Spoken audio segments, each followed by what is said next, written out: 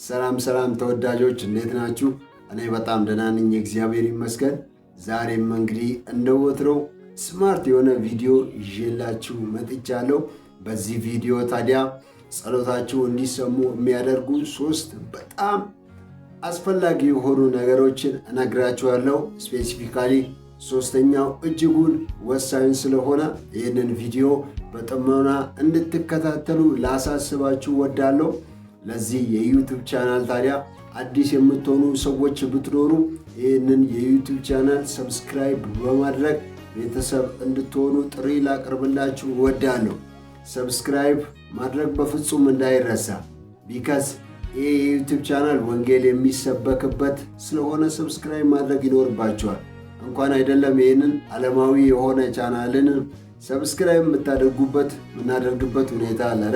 ስለዚህ ይሄ ደግሞ መንፈሳዊ የሆነ ወንጌል የሚሰበክበት የእግዚአብሔር ሥራ የሚሰራበት ቻናል ገና ጅማሮ ላይ ያለ ቻናል ስለሆነ ሰብስክራይብ እንድታደርጉ ላበረታታችሁ እወዳለሁ ማለት ነው። አሁን እንግዲህ ቪዲዮአችንን ላይክ በማድረግ የምንጀምር ይሆናል ማለት ነው። ሁላችንም ላይክ እናደርጋለን። በነገራችን ላይ የእናንተ ላይክ ማድረግ እጅጉን አስፈላጊ ነው። ምክንያቱም የዩቲዩብ አልጎሪዝም የእናንተን ላይክ በማየት ማለትም ይህንን ቪዲዮ ብዙ ሰዎች ላይክ ያደረጉት እንደሆነ ይህ ቪዲዮ በብዙ ሰዎች ዘንድ ተወዳጅነትን ያገኛል፣ እኔንም ትርፋማ ያደርገኛል በሚል ብዙ ሰዎች እንዲያዩት ይገፋዋል ማለት ነው ቪዲዮውን። አያችሁ አይደል? ስለዚህ የእናንተ ላይክ ማድረግ እጅጉን ወሳኝ ስለሆነ ላይክ እንድታደርጉ ይሁን ማለት ነው። እንግዲህ አሁን ትምህርታችንን የምንጀምር ይሆናል ማለት ነው። ጸሎታችንን እንግዲህ በእግዚአብሔር ፊት በምናደርግበት ጊዜ ማወቅ ያሉብን ነገሮች አሉ። ራንደምሊ ዝም ብለን ጸሎት ስላደረግን ጸሎታችን ሊሰማና እንደገና ደግሞ ምላሽ ሊያገኝ አሊያም ደግሞ ውጤት ሊኖረው አይችልም። አሁን አንዳንድ ሰዎችን አይታችኋቸው ከሆነ ብዙ ጊዜ ጸሎት የሚያደርጉበት ሁኔታ አለ። ጸሎት ሲያደርጉ ምን ሲሉ ይስተዋወላል። ነገር ግን ውጤት ሲያገኙ አሊያም ደግሞ የጸሎታቸው ምላሽ ሲያገኙ አታስተውሉም፣ አሊያም ደግሞ አይታየም። ይህ ከምን አንጻር ነው ሲባል አሁን ከነገርኳችሁ ነገር አንጻር ነው። ስለ ጸሎት ማወቅ ያስፈልጋል። ማለትም እንዴት ባለ መንገድ ብንጸልይ፣ እንዴት ባለ መንገድ ቢጸልዩ መልስ ሊያገኙ እንደሚችሉ አሊያም ደግሞ ጸሎታቸው ውጤታማ እንደሚሆን ማወቅ ያስፈልጋል። እኔ ታዲያ በዚህ ቪዲዮ በምን አይነት መንገድ ብትጸልዩ ጸሎታችሁ ምላሽ ሊያስገኝ እንደሚችል፣ ጸሎታችሁ ውጤት ያለው እንደሚሆን በ3 ሂደቶች ማሳያችሁ ይሆናል ማለት ነው። ጸሎታችሁ እንዲሰማ 3 ሂደቶች ግዴታ ያስፈልጋሉ። ባይዘዌ እኔ ይህንን ነገር ከተሞክሮም አንጻር ነው እንጂ ዝም ብዬ ስላነበብኩ አሊያም ደግሞ ስለሰማሁ ስላወቅኩ ብቻ አይደለም ይህንን ነገር የምነግራችሁ ማለት ነው። እንግዲህ የመጀመሪያው ነጥብ ምንድን ነው? እሱ የመጀመሪያው ነገር ልባዊ የሆነ ጸሎት ማድረግ ነው። በዘዳግም መጽሐፍ በምዕራፍ 4 በቁጥር 29 ላይ የእግዚአብሔር ቃል ሲናገር እንደዚህ ብሎ ይናገራል። እግዚአብሔር አምላክን በፍጹም ልብ በፍጹም ነፍስ የፈለግከው እንደሆነ ታገኘዋለህ ብሎ ይናገራል ማለት ነው። አያችሁ አይደል? በእግዚአብሔር ፊት ጸሎት በምናደርግበት ጊዜ ከልባችን ልንጸልይ ይገባል። ከልባችን ካልጸለይን ደግሞ ዋጋ የለውም። ግን ከልባችን የጸለይን የሆነ እንደሆነ ደግሞ በቃ ኮምፕሊትሊ ጸሎታችን ይሰማል ማለት ነው። እና የመጀመሪያው ነጥብ ይህ ሲሆን፣ ሁለተኛው ነጥብ ደግሞ ምንድነው? እሱ በእምነት መጸለይ ነው። በእምነት መጸለይ መቻል አለብን። መጽሐፍ ቅዱስ ሲናገር ምን እንደሚል ታውቃላችሁ? ጸለያችሁትን የለመናችሁትን ነገር በሙሉ እንዳገኛችሁት እመኑ ይሆንላችሁማል እያለ ይናገራል ማለት ነው። አይታችኋል አይደል?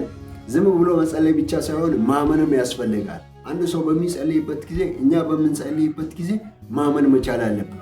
ስናምን ደግሞ እንዳገኘን እንደተቀበለን ስናምን ደግሞ ያ የለመነው ያ የጠየቅነው ነገር በቃ ይፈጸምልናል። ያ የለመነውን ነገር መቀበል እንችላለን ማለት ነው። በመሰረቱ እምነት ማለት ከእግዚአብሔር የሆነን ነገር የምንቀበልበት እጅ እንደማለት ነው። ከእግዚአብሔር የሆነን ነገር መቀበል የምንችለው እምነት በሚባለው ነገር ነው፣ በማመን ነው። ስለዚህ ሁለተኛው ነጥብ ይሄ ነው። ሶስተኛውና የመጨረሻው ነጥብ ደግሞ ምንድነው? እሱ ጾም ጸሎት ነው። ከእግዚአብሔር የሆነ ነገር ፈልገን በእግዚአብሔር ፊት በጾም ጸሎት ከራሳችንን ካዋረድን በእግዚአብሔር ፊት በጾም ጸሎት ጊዜ ከወሰድን ያ ነገር ኢማጂን የማይፈጸምበት ምንም ምክንያት የለም። 100% ያ ነገር ይፈጸማል። የምሬ ነው። አሁን ለምሳሌ በመጽሐፍ ቅዱስ ክፍል በሉቃስ ወንጌል በምዕራፍ 9 ላይ አንድ ታሪክ ይገኛል። ይህም ታሪክ ምንድነው? እሱ አንድ አባት ልጁ መንፈስ ነበረበትና ልጁ መንፈስ ስለነበረበት መንፈሱን ያወጡለት ዘንድ ወደ ደቀ መዛሙርቱ ይዞት ይመጣል። ይሁን እንጂ ወደ ደቀ መዛሙርቱ ምንም ይዞት ቢመጣም ደቀ መዛሙርቱ ጸልየው አዘውት ምናምን ያን መንፈስ ማስወጣት አልቻሉ። በዚህ ጊዜ ጌታ ኢየሱስ ድንገት ይመጣል ማለት ነው። ከዚያ በዚህ ጊዜ ያ አባት ለጌታ ኢየሱስ ያለውን ነገር ሲነግረው ጌታ ኢየሱስ ወዲያው አዞት መንፈሱን ያስወጣ ማለት ነው። ታዲያ ከዚህ በኋላ ደቀ መዛሙርቱ ታዲያ ለምንድን ነው እኛ ማስወጣት ያልቻልነው ምናምን ብለው በሚጠይቁት ጊዜ ጌታ ኢየሱስ እንደዚህ ብሎ ይላቸዋል ማለት ነው። እንዲህ አይነቱ መንፈስ አደገኛ መንፈስ ስለሆነ ጭፍራ ስለሆነ በጾም ጸሎት ካልሆነ አይወጣም ምናምን ብሎ ይላቸዋል ማለት ነው። አይታችኋል አይደል? የጾም ጸሎትን ጥቅም የጾም ጸሎትን ወሳኝነት አይታችኋል አይደል? እጅጉን በጣም ወሳኝ ነው። እንደገና ደግሞ በአስቴር መጽሐፍ በምዕራፍ 5 ላይ አሁን ስንመለከት አስቴር ንጉሱ ጋር መግባት ትፈልጋለች እና ንጉሱ ጋር ደግሞ መግባት እጅግ በጣም ከባድ ስለሆነ የሚገርማችሁ ሊያስገድል ሁሉ ይችላል። ምክንያቱም እንዳሁን ጊዜ አይደለም። ንጉስ ጋር መግባት እጅጉን ከባድ ነው እና ንጉሱ ጋር ለመግባት ፈልጋ ምናምን በንጉሱ ዘንድ ሞገስን ለማግኘት ከመፈለግ አንጻር በእግዚአብሔር ፊት 3 ቀን የሚገርማችሁ ሳትበላ ሳትጠጣ በእግዚአብሔር ፊት 3 ቀን ትጾማለች ማለት ነው። በእግዚአብሔር ፊት 3 ቀን ጾም ጸሎት ከወሰደች በኋላ 3 ቀን ጾም ጸሎት ከወሰደች በኋላ ወደ ንጉሱ ጋር ስትገባ ንጉሱ ከአንዳንድ ፈቅጄልሻለሁ ሲል የወርቅ ዘንጉን ይዘረጋላታል ማለት ነው። አይታችኋል አይደል? በቃ በእግዚአብሔር ፊት መጸለያ በእግዚአብሔር ፊት በጾም ጸሎት ጊዜ መውሰዷ በቃ የምትፈልገውን ነገር ማግኘት አስቻላት ማለት ነው። የምትወደውን ነገር ማግኘት አስቻላት ማለት ነው። ስለዚህ በእግዚአብሔር ፊት በጾም ጸሎት ጊዜ የምትወስዱ ከሆነ የምትፈልጉት ነገር እግዚአብሔር እንዲያደርግላችሁ የምትሹት ነገር ኮምፕሊትሊ ይሆንላችኋል ማለት ነው። ስለዚህ ከእግዚአብሔር የትኛውንም ነገር ስትፈልጉ በእነዚህ በ3 ነጥቦች ላይ ተመስርታችሁ አሊያም ደግሞ የእናንተ ጸሎት እኚህን 3ቱን ነገሮች ያሟላ መሆን መቻል አለበት ማለት ነው። ሌላው ቢቀር እንኳን ከ3ቱ አንዱ መታጣት የለበትም።